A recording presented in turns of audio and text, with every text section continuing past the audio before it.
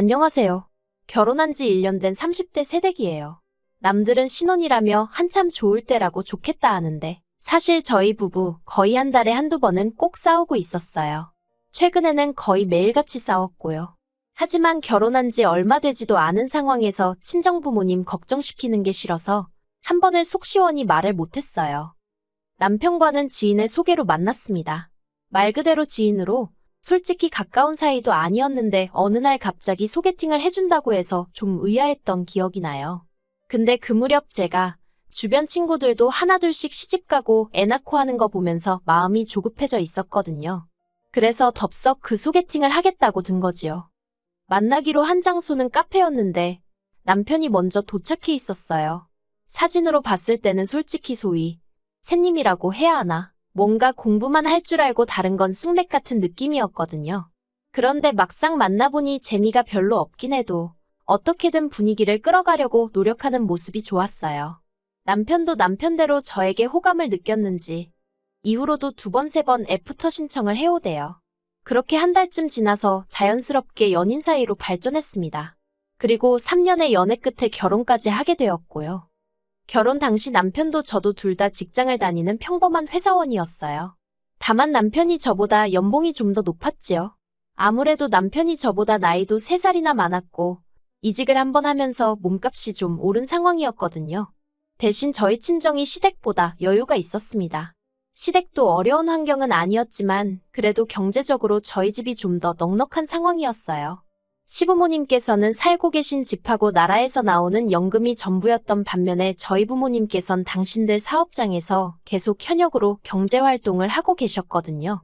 그래서 친정에서 1억 5천을 보태주셨어요. 시댁에서는 아무것도 안 해주셨고요.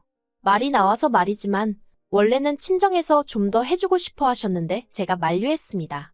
시부모님이나 남편이나 형편되는 사람이 좀 더 하면 어떠냐는 식으로 나왔는데 그런 태도가 솔직히 거슬렸거든요. 뻔뻔하고 염치가 없게 느껴졌달까요? 이후로 모아둔 돈 5천까지 해서 저는 2억을 해갔고 남편은 자기가 모은 돈 4천 들고 왔어요. 그리고 자기가 타던 차도 혼수라나 어쩐다나 그러면서 들고 왔는데 앞으로 3년은 더 갚아야 하는 대출이 남아있었지요. 그래도 그런 부분을 크게 문제 삼지는 않았습니다. 남편이 먼저 결혼 후에는 경제권을 저에게 넘기겠다 했고 앞서 말씀드린 대로 남편이 저보다 잘 버는 상황이었으니까 이래저래 계산해보면 제가 크게 손해라는 생각은 안 들었거든요. 그런데 결혼하고 2달이 되도록 경제권을 넘기겠다는 남편은 어찌된 일인지 돈에 대한 이야기만 나오면 자리를 피하기 일쑤였습니다.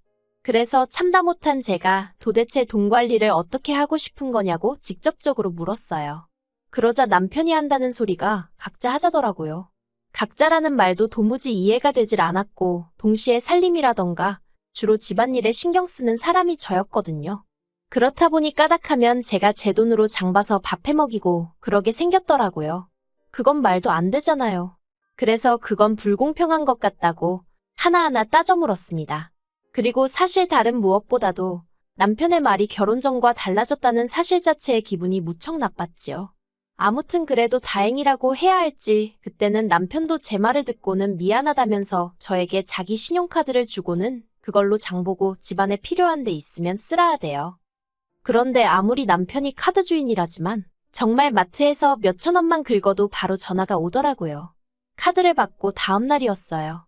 퇴근 후 마트에 들려 장을 보다가 고등어가 싸고 싱싱하길래 3마리, 그러니까 한 팩을 샀습니다. 그리고는 남편 카드로 긁었지요.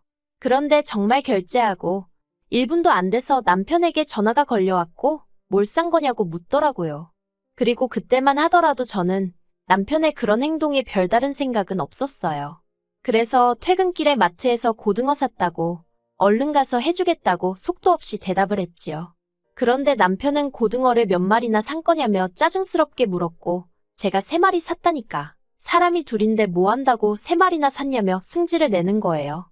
어이가 없긴 했지만 3마리가 한 팩이어서 3마리를 살 수밖에 없었다고 설명을 했어요. 그럼 남편도 적당히 하고 멈춰야 할 거 아니에요.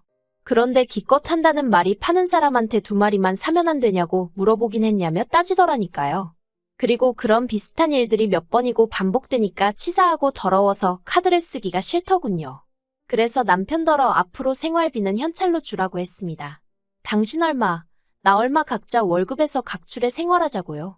그리고 그렇게 합의를 본 게 고작 50만 원씩이었어요. 그렇지만 사실 아무리 애 없이 두 사람이 산다고 해도 100만 원으로 관리비에 공과금 다 내고 살림을 꾸린다는 건 불가능한 일이었습니다. 특히나 돈은 똑같이 내는데 왜인지 주방일은 저만 하고 있더라고요. 그래서 남편더러 당신은 청소와 빨래를 담당하라 했습니다. 그랬더니 돌아오는 남편의 반응은 알겠다면서 대신 자기가 해야 된다고 느낄 때 할 테니까 잔소리를 하지 말라는 거예요. 그래놓고는 청소기는 3, 4일에 한 번, 세탁기는 열흘에 한 번 돌리는 게 아니겠어요?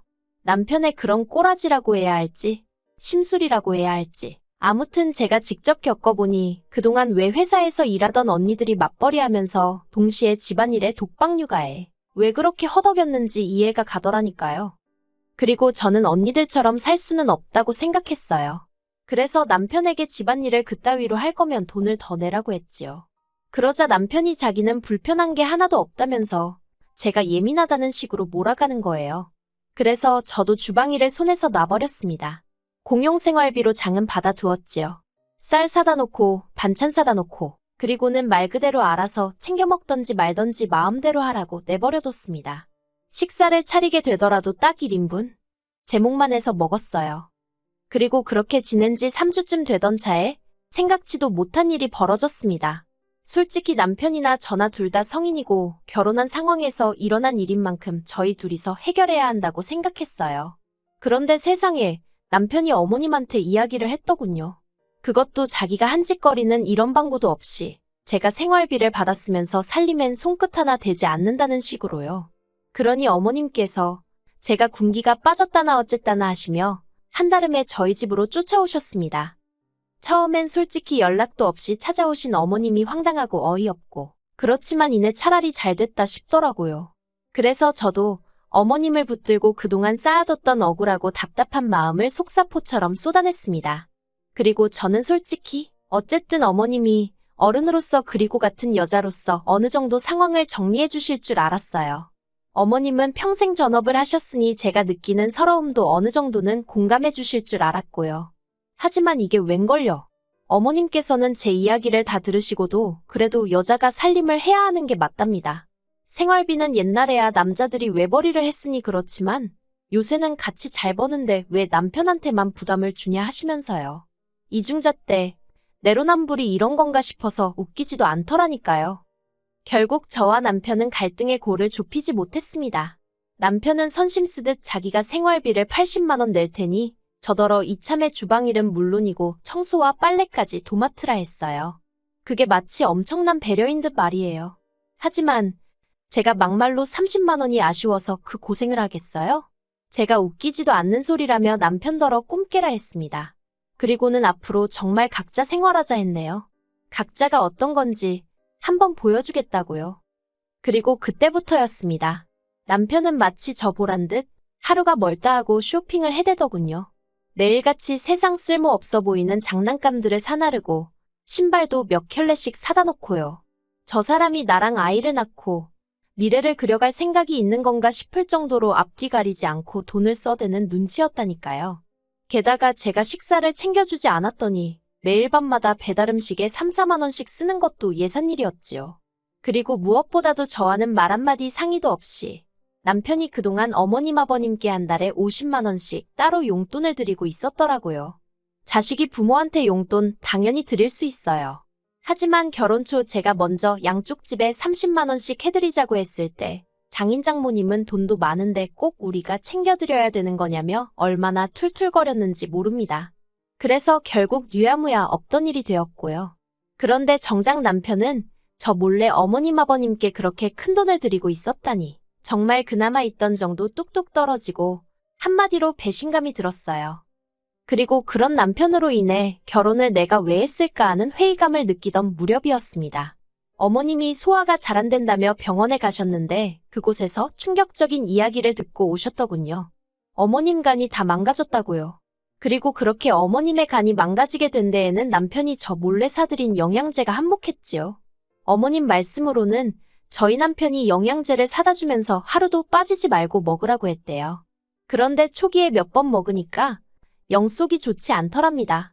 그래서 남편더러 환불을 받아오라 하니 쪽팔리게 무슨 환불이냐며 그리고 믿고 먹어야 효과가 있는 거라고 어머님더러 그냥 드시라고 했다대요.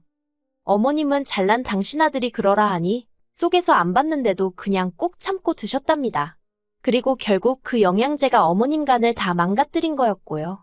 병원에서는 당장 간 이식을 해야 한다 했고 그때부터 시댁의 병원비가 하염없이 들어가게 됐던 모양이에요. 참고로 알고 보니 저희 어머님 아버님 그 연세에 도움이 될 만한 보험 하나 없으셨지요. 그리고 그제서야 남편이 저를 찾았습니다. 하루는 퇴근하고 집에 왔는데 제가 손대지 않으면 돼지우리 같던 집이 정말 개미파리가 미끄러질 만큼 반짝반짝 닦여있는 게 아니겠어요? 거기다가 남편이 김치찌개까지 끓여놓고 생각지도 못한 상황에 오죽하면 제가 소름이 다 끼쳤을까요? 남편이 실실 웃으면서 얘기 좀 하자길래 그럼 그렇지 무슨 꿍꿍이가 있구나 싶대요. 하지만 그런 티는 내지 않고 뭐냐고 물었습니다. 그러자 분위기를 잡으면서 제 손을 꼭 쥐고는 어머님 이야기를 꺼내는 거예요. 그럼 그렇지 보나마나 돈 이야기겠네 싶어서 아무런 말도 하지 않고 남편이 뭐라고 짓거리는지 듣기만 했어요. 남편이 말하기를 병원에서 어머님 병원비가 한 달에 못해도 400은 나올 것 같다고 하더래요. 나중에 간병인을 쓰면 돈은 더 늘어나고요. 그리고는 제 눈치를 쓱 보더니 돈도 그렇고 이참에 합가를 하면 어떻겠냐입니다. 저희 집에는 남는 방이 하나 있었는데 거기서 어머님 아버님을 모시면 아버님하고 저희까지 세 사람이니까 간병인은 안 써도 될 것 같다나요. 어이가 없어서 제가 싫다고 했어요. 갑자기 무슨 합가냐고 말도 안 되는 소리라고요. 그러자 남편이 자기도 이 집 살 때 4천만 원 보태지 않았냐면서 자기도 권리가 있답니다. 그래서 나는 2억을 들고 왔는데 4천 가지고 권리 어쩌고 하는 거 창피하지도 않냐고 무안을 줘버렸네요. 원래 돈 갖고 생색 내는 거 아니라고 친정부모님께 귀에 딱지가 않도록 들어왔던지라 남편이 생활비 가지고 사람한테 창피를 주고 불쾌하게 만들 때도 내가 결혼할 때 얼마를 해왔네 그런 소리는 안 했었거든요. 그런데 남편이 너무 뻔뻔하니까 이런 사람한테는 직접적으로 알려주는 수밖에 없다 싶대요. 그래서 그냥 내질러버린 거지요. 그러자 남편이 한다는 소리가 부부 사이에 그런 걸 어떻게 다 따지면서 사냐는 거예요. 가정이란 울타리가 생겼으니 남편에게는 장인 장모가 제2의 부모이고 저에게는 어머님 아버님이 제2의 부모랍니다. 그러면서 부모가 아픈데 모른 척하는 자식이 어디 있냐고요. 그런데 제가 별다른 반응을 안 보였어요. 사실 처음엔 화도 내고 그랬지만 뒤로 갈수록 아예 별 반응을 보이지 않았지요. 그러니 자기도 별 수가 없다 싶었는지 그러면 차라리 어머님 병원비를 보태달랍니다. 자기 혼자 감당하기엔 금액이 너무 크다면서 제 월급에서 100만 원씩만 보내달래요. 정말이지 합가 얘기보다 더 어이가 없더라니까요. 제가 남편더러 내가 왜 그래야 되냐고 물었어요. 그러자 남편이 기껏 하는 말이 우린 부부잖아 그러대요. 우리가 부부 맞냐고 받아쳤습니다. 와이프가 쓰는 돈이라면 10원짜리 하나에도 부들부들 떨던 사람 아니냐고. 그런데 이제 와서 부부 어쩌고 운운하는 거 창피하지도 않냐고요. 부부라는 게 원래 서로 힘든 시절도 같이 이겨내고 좋은 추억도 만들고 하면서 그 힘으로 같이 살아가야 하는데 당신과 내가 그런 기억이 있냐? 나는 당신 때문에 속상하고 힘들고 서운했던 기억밖에 없다. 정말 그간 가슴에 맺혀있던 말들을 아주 따발총처럼 쏘아댔어요. 그리고는 이제 와서 행여나 나한테 안 해노릇 며느리돌이 같은 건 바라지도 말라고 못을 박아버렸지요. 그랬더니 남편이 한숨을 푹푹 내쉬더니 그러면 뭐 방법이 없답니다. 그리고는 급기야 이혼 이야기를 꺼내더라고요. 어이가 없어서 남편을 빤히 쳐다봤어요. 그동안 제가 남편의 거지 같은 행동을 버텼던 이유는 딱 한 가지. 친정부모님께 결혼한 지 1년도 안 돼서 이혼하는 그런 모습은 보여드리고 싶지 않아서였거든요. 남편이란 작자도 그 사실을 잘 알고 있었지요. 그러니 이혼이란 카드를 꺼내서 저를 압박하려 했던 거예요. 내가 결혼한 사람이 저렇게 비열한 사람이었나 하는 생각에 자괴감도 들었고 정말 화가 나대요. 그래서 마지막이란 심정으로 진심이냐 물었습니다. 그랬더니 진심이라면서 이혼하고 이 집도 팔아서 자기가 가져왔던 4천만 원 돌려달래요. 그걸로 어머님 아버님 병원비나 해야겠다면서. 그리고는 주변 사람들은 며느리인 제가 시부모님 병원비 보태드리기 싫어서 이혼한 여자라고 생각할 거라며 직장 생활은 가능하겠냐고 빈정거리는데 정말 손발이 부들부들 떨리더라니까요. 결국 저는 친정부모님께 사실 그대로 있는 그대로 모든 것을 털어놓았습니다. 친정부모님이 실망하실까봐 이혼만큼은 어떻게든 피해보려고 했는데 너무 괴롭고 힘들어서 그동안 남편이 저를 힘들게 했던 사소한 일들까지도 전부 다 말씀드렸어요.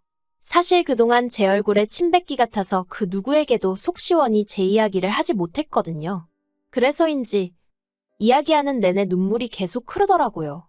그리고 그런 제 모습을 본 친정부모님께선 바보같이 그걸 왜 참고 살았냐며 당장에 헤어지라 하셨습니다.